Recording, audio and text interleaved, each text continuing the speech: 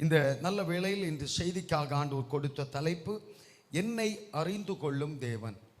என்னை அறிந்து கொள்ளும் தேவன், அதாவது என்னை புரிந்து கொள்ளும் தேவன்.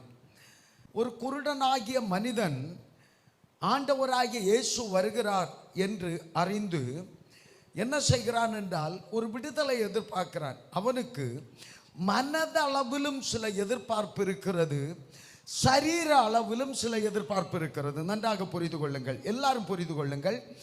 ஒவ்வொருவரும் தங்கள் வாழ்வின் சந்தோஷத்துக்குரியவைகளை மட்டும் செய்கிற தேவ பிள்ளைகளே, உங்கள் புருஷன், உங்கள் மனைவி, உங்கள் சகோதரர்கள், உங்கள் சிநேகிதர்கள், உங்கள் பெற்றோர் விரும்புகிற நிலையில் நம்முடைய வாழ்க்கையின் சில பகுதிகளாவது அமையாவிடில் நாம் எதற்கு நேசிக்கிறோம், எதற்கு பேசுகிறோம், எதற்கு உடன் இருக்குகிறோம், எதற்கு உடன் பழகுகிறோம்?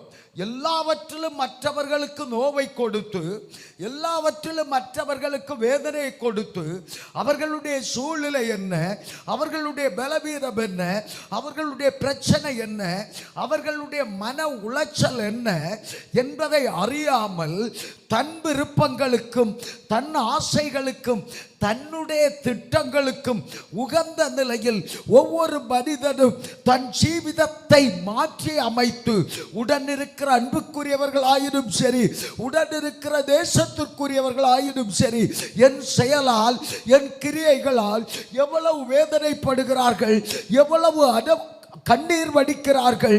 அவர்கள் சில காரியங்களை கண்டு அனுபவித்து அழுது அழுது அழுது அழுது கதறி புலம்பி விடுதலை இல்லாமல் தன் வேதனைகளையோ பாரங்களையோ கஷ்டங்களையோ கண்ணீரையோ ஒருவரிடத்திலும் சொல்லி தேற்றிக் கொள்ள முடியாத நிலையிலே குருடராயிருக்கிறவர்கள் குருடராகவும் செவிடராயிருக்கிறவர்கள் செவிடர்களாகவும், காது கேட்கிறவர்கள் கூட சில நேரங்களில் செவிடர்களாக மாறி, கண் காண்கிறவர்கள் கூட சில நேரங்களில் குருடர்களாக மாறி, இருதய உணர்வுடையவர்கள் கூட பல நேரங்களில் உணர்வற்றவர்களாக மாறி, நம்முடைய புரிந்துணர்வின்மையால், நம்முடைய அறிந்து கொள்ளுகிற மற்றவர்களின் சூழ்நிலையை அறிந்து கொள்ளுகிற தன்மை நம்மில் இல்லாய்மையால் நம்முடைய விருப்பத்துக்கு உகந்த செயல்களை செய்து நம்முடன் இருப்பவர்களை கண்ணீரும் துன்பமும் வேதனைக்கும் நேராக அழைத்து செல்லுகிற சமுதாயத்தின் பின்னணியம் இன்று உச்சகட்ட நிலையை அடைந்திருக்கிற ஒரு காலத்தில் வாழ்கிற தேவ பிள்ளையே, அந்த குருடனாகிய மனிதனுக்கும் இதே நிகழ்வுதான் நடந்தது. ஊமையரை பேச செய்தவர், முடவரை நடக்க செய்தவர், சூம்பின கையுடையவர்களை செயல்படும் நிலைமைக்கு அழைத்தவர் என்று சொல்லி அவனுக்குள் ஆசையை வளர்த்தினார்கள், நம்பிக்கையை வளர்த்தினார்கள், எதிர்பார்ப்பை வளர்த்தினார்கள். எதிர்பார்ப்பை வளர்த்தி, ஆசையை வளர்த்தி, ஊக்கத்தை வளர்த்தி, அவன் விடுதலையும் சந்தோஷமும் ஆசீர்வாதமும் பெற்றுக்கொள்ள சூழ்நிலை வந்து தன்னில் ஒரு விடுதலைக்கும் மற்றவர்களைப் போல சந்தோஷிப்பதற்குரிய பின்னணியம் அவனை நெருங்கிற நேரத்திலே கூட இருக்கிறவர்கள் என்ன சொல்லுகிறார்கள் என்று அந்த வசனத்திலே நாம் படிக்க கேட்டோமே. முன்னடப்பார் அவனை பேசாமல் இருக்கும்படி அவனை அதட்டினார்கள். முன்னடப்பவர்கள் அவன் பேசாதிருக்கும்படி அவனை அதட்டினார்கள். அன்பு தேவ பிள்ளைகளே, மற்றவர்களுடைய வேதனையை அறியாத உடன் இருப்போர், மற்றவர்களுடைய பாரத்தை அறியாமல் உடன் பேசுவோர், உள்ளுக்குள் இருக்கிற குமுறலை, எதிர்பார்ப்பை, ஆசைகளை, சூழ்நிலைகளை புரிந்து கொள்ளாமல் நேரம் ஸ்பெண்ட் பண்ணி அவர்களோடு பேசுகிறவர்கள், பின்னணியங்களை பகிர்ந்து கொள்ளுகிறவர்கள். இங்கே விடுதலைக்குரிய, சந்தோஷத்துக்குரிய, மகிமைக்குரிய நேரம் கடந்து வந்த போது முன்னடப்போரும் பின்னடப்போரும் உடன் இருப்போரும் ஆசையை மட்டும் நீ வச்சுக்கோ, எதிர்பார்ப்பை மட்டும் வச்சுக்கோ. ஆனால் முடிவை நீ காணக்கூடாது. ஆசைப்படலாம், நீ தப்பில்லை, எதிர்பார்க்கலாம், நீ தப்பில்லை. ஆனால் அதை பெற்றுக்கொள்ளலாம்னு சொல்லி நீ நினைக்கக்கூடாது. இப்படிதான் பல சிநேகிதர்கள் நம்மோடு இருக்கிறாங்க, பல சிநேகிதர்கள் நம்மோடு இருக்கிறார்கள், பல அன்புக்குரியவர்கள் நம்மோடு இருக்கிறார்கள், பல உறவுகள் நம்மோடு இருக்கிறது. எத்தனை இடங்களிலே ஒரு திருமண நிகழ்வுகள், அரசிலிருந்து ஒரு ஆசீர்வாதத்தின் நிகழ்வுகள், சில நிகழ்வுகளை குறித்து என்கொயரி பண்ணுகிற நேரங்கள், நாம் உயிருக்குயிராய் நேசிக்கிற உள்ளங்களும் கூட, நாம் அன்பு செலுத்துகிற உள்ளங்களும் கூட அந்த நன்மை நமக்கு வரவிடாதபடி, அந்த ஆசீர்வாதம் நமக்கு வரவிடாதபடி, அந்த மேன்மை நமக்கு கிடைக்க பெறாதபடி தடை பண்ணுகிறார்களே, இவர்கள்தான் நம்மை புரிந்து கொள்ளாதவர்கள், நம்மை அறிந்து கொள்ளாதவர்கள், நம்முடைய வேதனையை அறியாதவர்கள், நம்முடைய தேவையை அறியாதவர்கள், நம்முடைய மன உளைச்சலை அறியாதவர்கள், மனசாட்சி என்கிற ஒன்று இல்லாதவர்கள். இன்று இந்த நிலைதான் உலகத்தில் முழுவதுமாக பரந்திருக்கிறது. பெற்றோருடைய ஆசை என்ன, பெற்றோருடைய எதிர்பார்ப்பு என்ன, பெற்றோருடைய விருப்பம் என்ன, பிள்ளைகளுடைய ஆசை என்ன, பிள்ளைகளுடைய விருப்பம் என்ன, பிள்ளைகளுடைய எதிர்பார்ப்பு என்ன, பிள்ளைகளுடைய சூழ்நிலை என்ன, பிள்ளைகளுடைய நிலை என்ன, சகோதரர்களுடைய சூழ்நிலை என்ன, சகோதரர்களுடைய நிலை என்ன, உடன் பழகுகிற சிநேகிதர்கள் எப்படி இருக்கிறார்கள், அன்புக்குரியவர்கள் எப்படி இருக்கிறார்கள் என்பதை சற்று கூட சிந்திக்காமல், இயேசு வருகிறார் என்றால், ஆசீர்வாதம் வருகிறது என்றால், நன்மை வருகிறது என்றால் நான் பெற்றுக்கொள்ள வேண்டும். நீ கேள்விப்பட்டது நல்லது, நீ உணர்ந்து கொண்டது நல்லது, நீ அறிந்து கொண்டது நல்லது, ஆனா இப்ப நீ பெற்றுக்கொள்வதற்கு சத்தம் போடாத, பொத்திட்டு இருந்து கொண்டு சொல்றானுங்க அங்க போறவனுங்க. கொஞ்ச நேரத்தை பேசிட்டு இருந்தவங்களும் சொல்லுகிறார்கள் பொத்திட்டு இருந்து கொண்டு. அன்பு தேவ பிள்ளைகளை, கர்த்தரை அறிந்த தேவ பிள்ளைகள், புஷ் பண்ணுகிறவர்களாயிருங்கள், ஊக்கப்படுத்துகிறவர்களாயிருங்கள், தாங்கி விடுகிறவர்களாயிருங்கள், தேற்றுகிறவர்களாயிருங்கள். நம்முடைய மனைவி, பிள்ளைகள், அன்புக்குரியவர்களை நாம் மன சூழ்நிலையை அறிந்து, அவர்கள் அனுபவிக்கிற வேதனை, அவர்களுடைய எதிர்பார்ப்பு, அவர்களுடைய ஆசைகள், எந்த பகுதிகளில் பலவீனப்பட்டிருக்கிறார்கள், எந்த பகுதிகளில் குறைவுபட்டிருக்கிறார்கள், அந்த குறைவுகளை நிவர்த்தி செய்கிறவர்களுக்கு பேசுகிறவர்களாய் அல்ல, செயல்படுகிறவர்களாயிருங்கள். பேசுகிறவர்களாய் அல்ல, செயல்படுகிறவர்களாயிருங்கள். இந்த இடத்திலே செயல்படவில்லை அவர்கள். இன்னும் ஒரு சம்பவத்தை பார்ப்போம் என்றால், ஆதியாகம புஸ்தகத்திற்கு நேராக வரும்போது 21வது அதிகாரம் 14வது வசனத்திலே ஆகாரை குறித்து சொல்லப்பட்டிருக்கிறது. ஆகாரை குறித்து சொல்லப்பட்டிருக்கிறது. அவளுடைய மன சூழ்நிலையை புரிந்து கொள்ளாத எஜமானத்தி, அவளுடைய வேதனையை புரிந்து கொள்ளாத கட்டின புருஷன், பிள்ளை அனுபவிக்கிற துயரத்தை புரிந்து கொள்ள முடியாத ஒரு குடும்பம். அன்பு தேவ பிள்ளைகளே, தலைமேல் ஒரு சில நாளுக்குரிய ஆகாரத்தையும் சுமக்க கொடுத்து, ஏதோ என் கடமை முடிந்து விட்டது. பலர் இப்படி செய்கிறாங்க, பலர் இப்படி செய்கிறார்கள். எந்த டென்ஷனும் வேண்டாம், எந்த ப்ராப்ளமும் வேண்டாம், நான் ஒரு தீங்கு செய்தேன் என்ன வேண்டாம், நான் ஒரு துரோகம் செய்தேன் என்ன வேண்டாம் என்று சொல்லி சில நன்மைகளை கொடுத்து அப்படியே விட்டுருவாங்க. பலி பலி போக்காடு என்று சொல்லி வேதாகமத்தில் பழைய பாட்டில் ஒன்று உண்டு. அதன் மேல் தன் பாவங்களை எல்லாம் சுமையாக கட்டி, மனிதன் செய்த அக்கிரமங்களை எல்லாம் அந்த ஆட்டின் மேல் ஒரு சுமையாக கட்டி, அந்த ஆட்டின் மேல் வைத்து கட்டி, அந்த ஆடை வனாந்தரமான வழியை அனுப்பி விடுவார்கள்.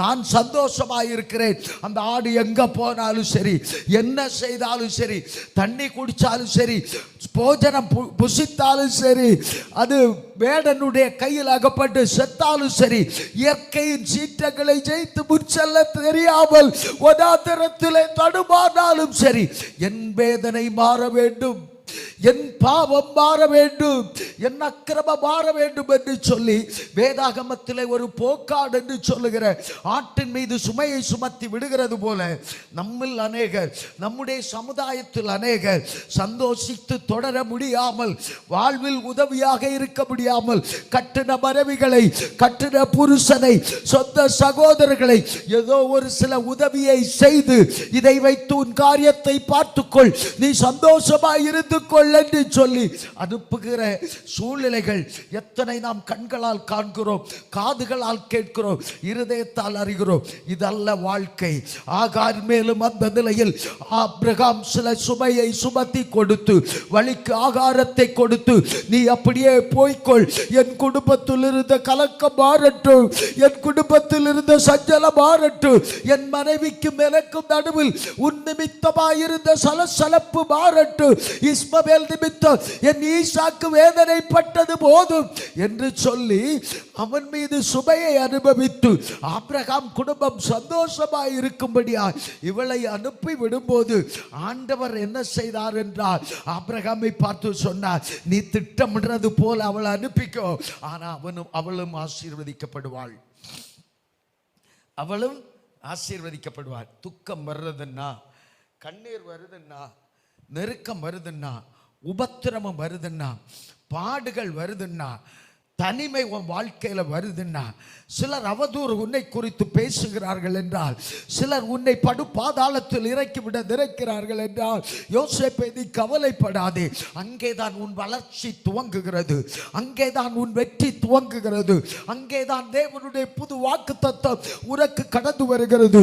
நீ ஒரு போக்காடை போல எல்லா சுமைகளையும் சுமந்து அவர்கள் சந்தோஷமாய் இருப்பதற்காக நீ வனாந்தரத்தை நோக்கி ஆகாரே நீ பயணிப்பதற்கு எப்பொழுது உனக்கு சூழ்நிலை அமைகிறதோ அதே நேரத்தில் தான் உனக்கு கர்த்தரால் நிர்ணயிக்கப்படுகிற புதிய வாக்குத்தத்தம் என்றே ஆகிறது.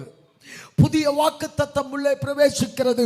கடந்த காலம் வரைக்கும் நீ தண்ணியற்றவனாய், புசிப்பற்றவனாய், குடிப்பற்றவனாய், ஆகாரமற்றவனாய், ஒரு அடிமையாக, ஓ எனக்கு தா, எனக்கு கொடு, ஒரு சிறு அறை, ஒரு சிறு போஜனம், ஒரு அனாதை அந்த வீட்டுக்குள்ள எப்போ அந்த அனாதையை போல உணர்வுகளை புரிந்து கொள்ளாமல், சூழ்நிலைகளை புரிந்து கொள்ளாமல், வேதனையை புரிந்து கொள்ளாமல் வாழ்ந்த வாழ்க்கை எப்போ முற்று பெற்றுச்சுன்னா, உலகம் முழுவதுமா முற்றிலுமா 100% அவாய்ட் பண்ணப்போ அப்பாவுடைய புது வாக்குத்தத்தம் அங்கே என்ட்ரி ஆகி இன்னைக்கு பல்லாயிரம் ஆண்டுகள் தாண்டியும் 2ஆம் லெவலில் இதே இஸ்மவேலின் தலை உயர்ந்து நிற்குதுன்னா, எல்லாராலும் தள்ளப்பட்டு புறக்கணிக்கப்பட்டு அந்த ஸ்திரீ தன் மகனை வளர்த்துவதற்காக அந்த வீட்டுக்குள்ளே அனுபவித்த துன்பத்தையும் வேதனையும் அறிந்து கொள்ள ஒரு சகோதரியாலோ, ஒரு புருஷனாலோ,